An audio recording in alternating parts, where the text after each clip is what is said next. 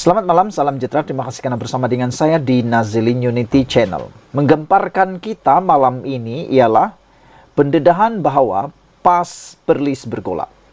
Sejauh mana itu benar-benar berlaku atau tidak, dengarkan ulasan ini. Tetapi sebagai pendahuluan, ramai orang yang menyangka PAS adalah parti yang tak akan bergolak. Tiada pergolakan dalaman karena ianya berasaskan parti beragama.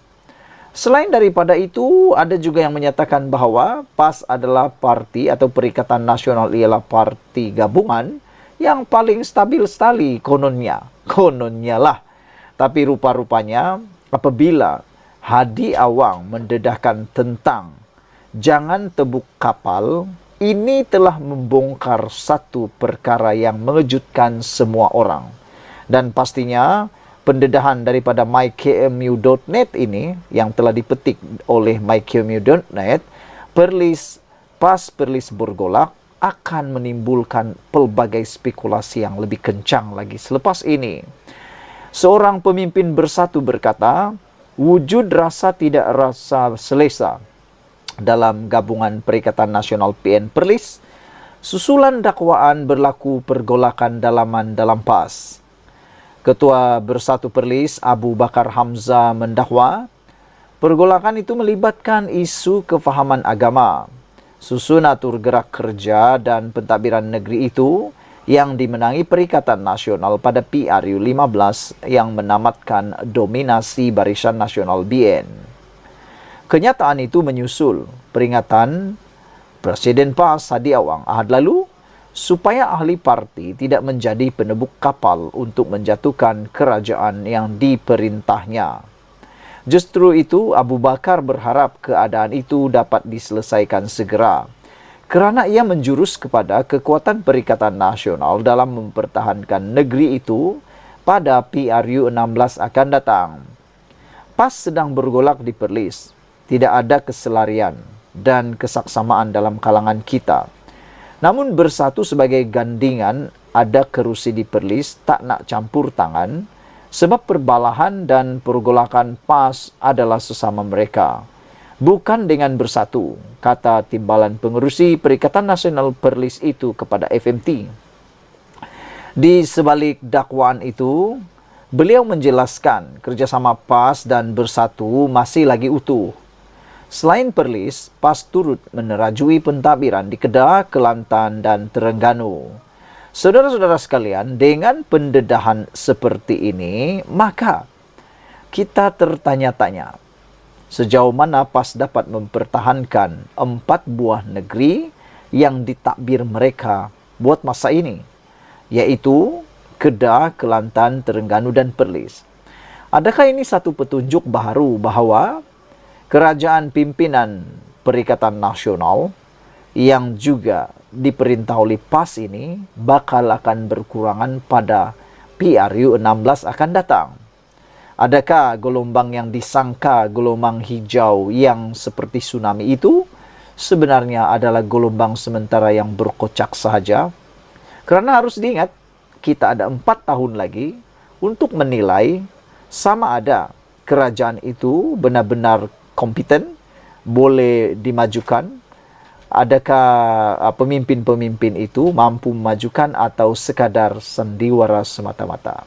Sekian dulu untuk kali ini, jangan lupa tinggalkan komen anda, tekan butang subscribe. Malaysia kita punya, kita juga sama-sama cintai Malaysia. Kita jumpa lagi, bye-bye. Selamat petang, salam sejahtera. Terima kasih kerana bersama dengan saya di Nazilin Unity Channel. Tahniah kita ucapkan dan syabas kita ucapkan. Hore, hore, hore. Kita ucapkan kepada Datuk Seri Anwar Ibrahim. Sabas kerana kehebatan beliau dalam berjuang tentang isu Palestin. Walaupun ramai orang yang cuba untuk menyerang Datuk Seri Anwar Ibrahim dengan mengatakan bahawa Datuk Seri Anwar Ibrahim lucu apabila mengatakan ada ancaman diterima oleh beliau. Beberapa pemimpin daripada Perikatan Nasional mengatakan agak pelik dan lucu apabila Anwar Ibrahim kata beliau menerima beberapa ancaman dan tetap akan meneruskan perjuangan. Itu hanyalah satu cara untuk mereka mungkin mahu menghentikan kekuatan daripada Datuk Seri Anwar Ibrahim. Namun demikian, kita tidak dapat menghalang berita ini untuk disebarkan, yaitu pendakwah Islam antara bangsa memuji keberanian, ketegasan Malaysia berjuang isu Palestin. Saudara-saudara sekalian, pendakwah Islam antara bangsa memuji keberanian dan ketegasan terutamanya Perdana Menteri Datuk Seri Anwar Ibrahim yang tidak gentar berdepan tekanan dalam bentuk ugutan dan teguran kerana konsisten memperjuangkan nasib rakyat Palestin.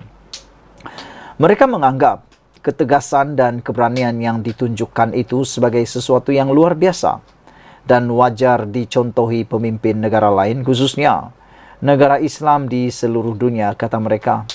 Pendakwa Islam Al-Habib Hassan Jafar As-Sagaf berkata, sikap yang ditunjukkan oleh Perdana Menteri Malaysia wajar disokong oleh seluruh umat Islam.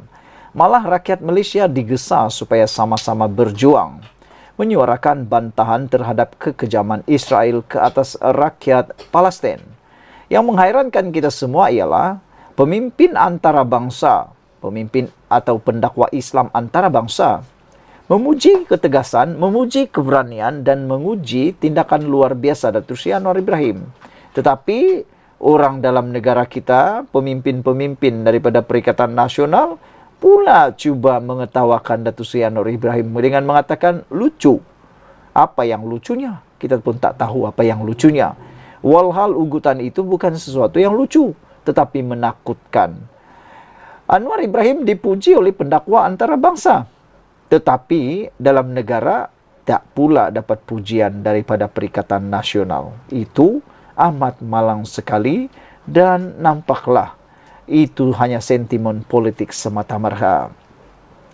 Mereka menganggap, yaitu pendakwa antarabangsa ini menganggap ketegasan dan keberanian yang ditunjukkan oleh Anwar Ibrahim adalah sesuatu yang amat luar biasa dan wajar dicontohi, khususnya negara Islam di seluruh dunia. Tindakan pemimpin Malaysia adalah sesuatu yang luar biasa. Malah, rakyatnya juga bersatu hati untuk menyuarakan bantahan terhadap Israel yang secara terus menyerang Palestin. Itu satu daripada kekuatan Malaysia kerana doa dipanjatkan itu amat diperlukan oleh rakyat Palestin, kata mereka.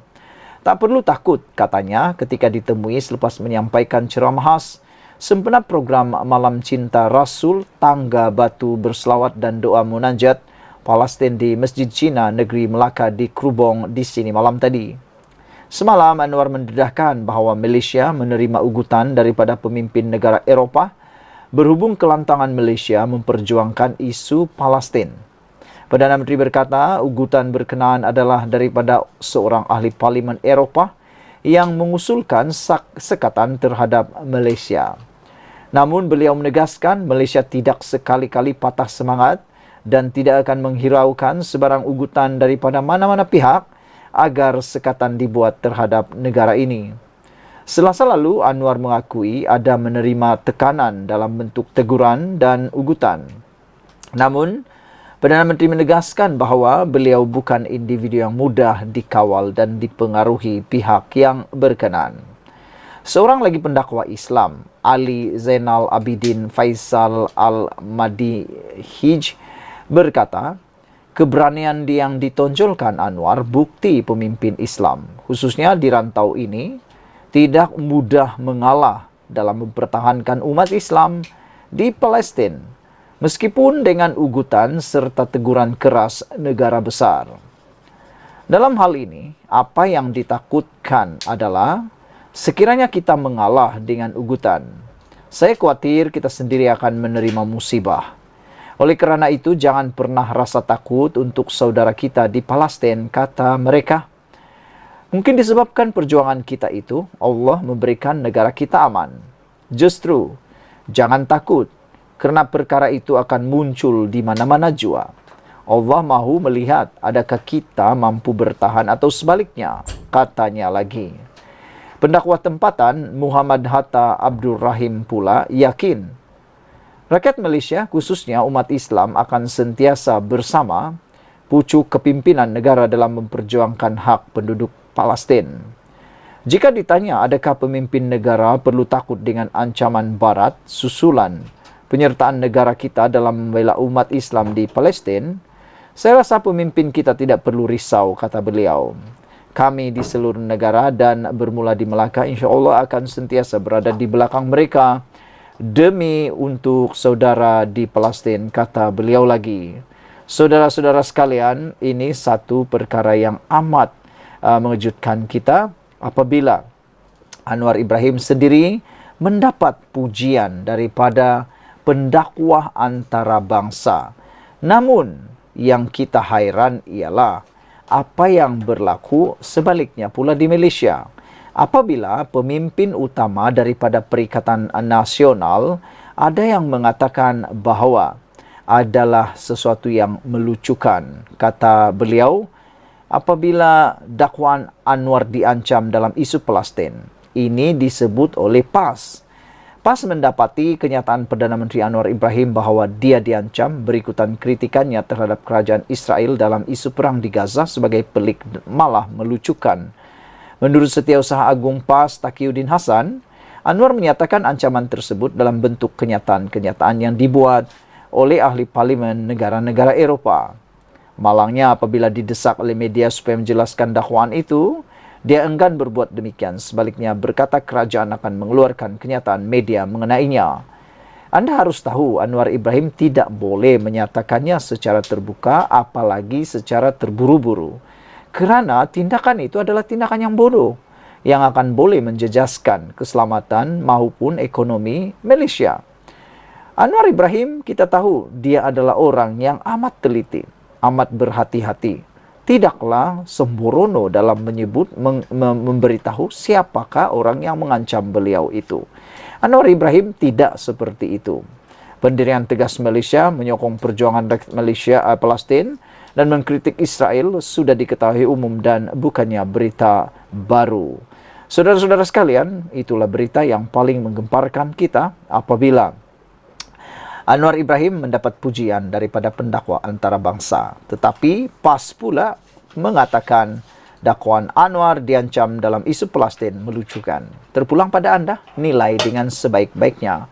Malaysia kita punya, kita jaga sama-sama, cintai Malaysiaku, dan kita jumpa lagi. Bye-bye.